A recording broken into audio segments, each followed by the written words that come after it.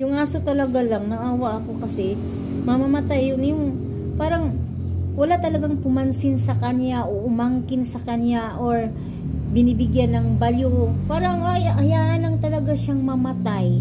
Yung asong nakita ko, yung mamamatay na lang siya sa gutom. Yung ang hirap talaga lang kapag mamatay ka sa gutom lang. Yun ang pinakamasakit na kamatayan ng aso o tao man, mapahayop man o tao, yung gutom talaga lang. Imagine lang, hindi ka mamamatay naman sa gutom agad, di ba? Parang dadaan yan sa mga araw na hanggang manghina ka, tapos sobrang hapdi ng tiyan mo, sakit kasi wala kang kinakain o iniinom, mamamatay ka kasi wala kang maiinom na tubig.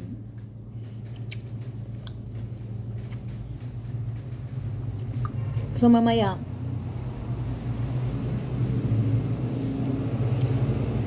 yung alam nating may-ari ano, kasi lalaki ba yung aso kung walang may-ari, di ba? Parang iniwan dun lang. Yung nakakawang ganun, may buhay yun. Masasaktan yun, yung makaramdam yun ng sakit, ng sikmura.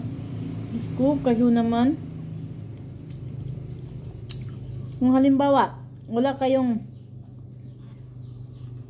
ma-offer na pagkain kasi sapat lang ninyo, pwede naman yun mga pakakainin niyo ng mga ganito.